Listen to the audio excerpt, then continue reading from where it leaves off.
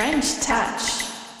Bonjour à toutes et à tous, je m'appelle Mickaël Canitro, je suis DJ producteur de musique électronique et j'ai lancé un concept qui s'appelle Monumental Tour, qui mélange en fait musique électronique et patrimoine. Du coup, ça se matérialise grosso modo par des spectacles dans des lieux du patrimoine.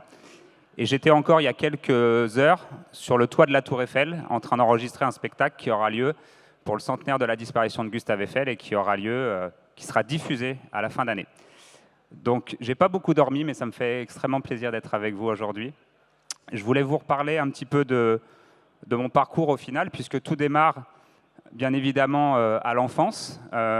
Passionné de musique, j'ai grandi dans une famille mélomane où ma mère et mes parents et mon père écoutaient énormément de musique à la maison. J'ai eu la chance d'avoir une salle qui était remplie de vinyles à la maison. Et c'est vrai que cette passion-là, finalement, m'a donné goût, on va dire, pour le partage de la musique. Et c'est là où est né finalement mon projet de devenir DJ, producteur et surtout de partager cette musique avec le plus grand nombre et en particulier de créer aussi mes propres événements. Donc voilà rapidement pour mon petit parcours. Et c'est vrai que j'avais en tout cas à cœur de vous parler aussi de quelques étapes qui m'ont formé, on va dire, tout au long de ma carrière de DJ. J'ai eu la chance justement de sortir un petit peu des territoires habituels qui sont les clubs ou les festivals, en travaillant justement dans des lieux exceptionnels. J'ai eu la chance pendant plusieurs années d'officier sur le tapis rouge du Festival de Cannes, où j'étais le DJ officiel du festival. Ça m'a permis de finalement élargir un peu ma patte de DJ et de devenir, on va dire, entre guillemets, plus un sound designer et de créer des bandes son qui étaient vraiment sur mesure, qui étaient thématisées par rapport à chaque film. Et c'est vrai que c'était une expérience incroyable de pouvoir justement rentrer dans différents styles musicaux et de pouvoir travailler et rechercher aussi différentes musiques. Et ça m'a sans doute, en tout cas, forgé aussi dans ma volonté de situer ma musique toujours dans des terrains un petit peu différents, un petit peu exceptionnels. Après cet événement effectivement du Festival de Cannes, sur lequel j'ai mixé pendant plusieurs années, j'ai un peu comme tout DJ finalement fait beaucoup de tournées en France et à l'international. J'ai eu la chance, grâce à ce métier extraordinaire, d'échanger avec d'autres artistes, avec d'autres DJ, de pouvoir mixer aux quatre coins du monde, de Paris en passant par Tokyo, Ibiza. Et avec tout ce qui s'est passé ensuite, et en particulier la période Covid, c'est vrai que l'activité de DJ a beaucoup été finalement remise en question.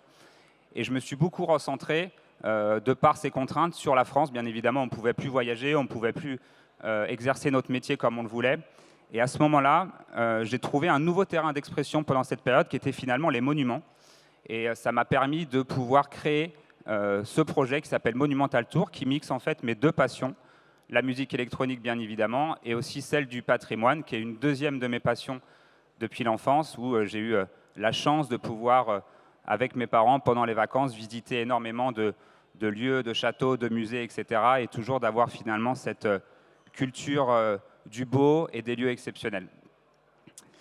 En quelques mots, qu'est-ce que le Monumental Tour? Donc le Monumental Tour, c'est vraiment la rencontre entre musique électronique et patrimoine, avec deux points très importants.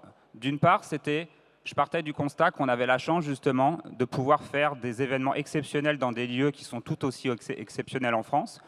Comment on va faire en sorte que ce concert devienne vertueux et en même temps donne aussi du sens à ce projet. Et du coup, on a en fait organisé tout ça avec différents partenaires pour que le concert soit totalement gratuit, mais les participants en fait font un don pour participer à la préservation du patrimoine. Donc, c'est-à-dire ils viennent vraiment au concert, ils participent à une expérience qui est visuelle et sonore en lien avec l'architecture, et en même temps, ils font un geste, effectivement, pour la préservation du patrimoine à travers cette expérience-là. Donc ça, c'était très important pour moi, effectivement, de rajouter du sens à ce projet et de finalement faire beaucoup plus qu'un simple concert et qu'un simple événement. Il y a un deuxième point aussi qui est très important dans le projet Monumental Tour, c'est de se dire que ce projet va aussi me permettre de pouvoir entraîner avec moi la jeune génération de producteurs, de DJ, d'artistes de musique électronique. Et c'est vrai que ces artistes-là, justement, je leur donne la possibilité, à travers des concours, de pouvoir performer en première partie dans ces lieux exceptionnels et de pouvoir, pour eux en tout cas, leur donner une carte de visite pour ensuite lancer leur carrière Bien évidemment, ce n'est pas anodin pour un jeune artiste de pouvoir mixer au Mont-Saint-Michel, au Château de Vincennes ou au Palais Royal. C'est un vrai starter pour lui. Et c'est vrai que c'est un point sur lequel je suis extrêmement fier d'avoir cette possibilité de donner cette chance finalement à ces jeunes artistes. Il y a un autre point aussi que je voulais vous évoquer sur le Monumental Tour, c'est une des particularités de ce projet. Et il me tient aussi particulièrement à cœur, c'est que c'est un projet qui réunit finalement toutes les générations. On a autant les fans de musique électronique qui viennent bien évidemment écouter cette musique-là dans des lieux exceptionnels, mais on a aussi des gens qui la découvrent à travers l'expérience justement d'être dans un monument incroyable, et des gens qui ne sont pas forcément habitués à cette musique ou qui ne sortent pas en club ou en festival, mais qui trouvent finalement leur intérêt de venir participer à un événement exceptionnel dans un lieu qui l'est tout autant et de participer à cet événement. Donc c'est vrai que c'est un projet qui est extrêmement fédérateur, avec des jeunes, des moins jeunes, et au final tout le monde se retrouve, et je trouve qu'en ce moment c'est un message qui est assez important finalement de pouvoir se rassembler de tous les horizons, de toutes les générations, autour d'un projet qui est celui du Monumental Tour.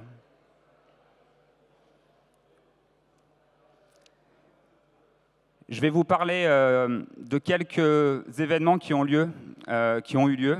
C'est vrai que le Monumental Tour, on en est à 17 événements jusqu'à présent. Le 18e sera donc celui de la Tour Eiffel que je vous annonce en exclusivité, qu'on n'a pas encore annoncé.